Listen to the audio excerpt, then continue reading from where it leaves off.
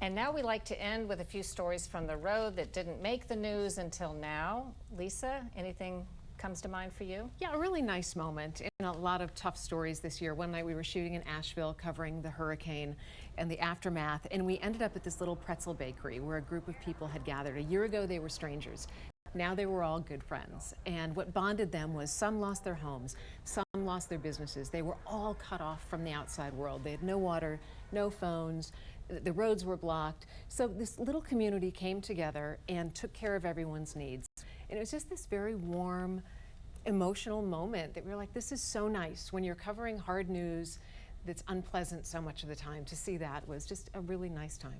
That's typical nice Lisa. She has like a nice story. Mine feels really stupid compared to that, but we'll get to that in a minute. Thanks, Lisa. Yeah. Mackenzie? Not as heartwarming, but when we were in Ocean City shooting an offshore wind story, it was going to a beach town, beautiful, expected really nice time, but it was blustery April and really chilly and windy, and people were walking on the beach with their winter coats on. And then we got stuck because there was an incoming storm and torrential rains. The Bay Bridge was closed. We had to wait it out at a restaurant until we could drive all the way home. And my first foray into Full Measure was met with some very interesting weather, but it all Well, worked welcome. out. A wind story. Yes. A wind story with a lot of wind. Exactly. It was very fitting. Appropriate. Very fitting. And Scott? Well, a real highlight for us was not just the story, but prepping for it.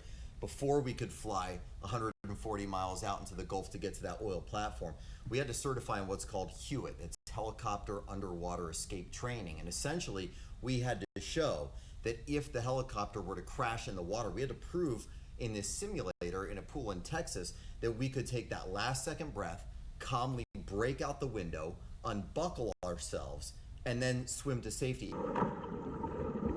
Did you gasp any water during that? Tiny bit, but I'm here today. Yeah, yes, you are. We're very glad about that. Yeah. Yes. Thank you. Well, for me, we did the story where I was with the NATO forces along the Russian border, which is a rare honor, great trip for a journalist to be able to do. But for part of that, as often when I travel with the troops, or some of us do, you have to gear up. Made me wear a vest and a helmet. And so I'm back there in the back seat looking at Brian, the photographer, and Daniel, the producer, and the guys driving, and everybody seems fine but me, because this helmet, I swear, felt like it weighed 50 pounds. My head's like bobbling over, and I'm like, all I could think about, we're doing all this exciting stuff, and I'm trying to hold it off of my shoulders a little bit. And another good reason why I'm not a soldier, would make a terrible soldier. I love traveling with them, but if you can't even wear the helmet, yeah, that pretty much does it for you. You get booted. Yeah, exactly.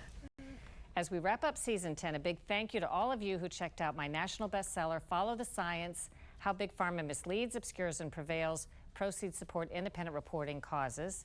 And we're glad to know that more and more of you are checking out my podcast, Full Measure After Hours, for additional insight on our stories. Before we go, more good news. We're happy to say we'll be back for season 11. In fact, we're about to head out traveling, researching, and shooting new stories for this coming fall.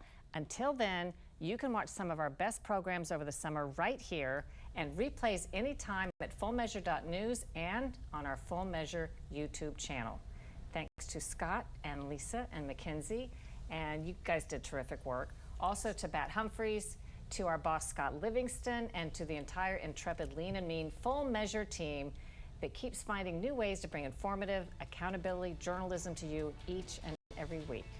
We'll see you all in September.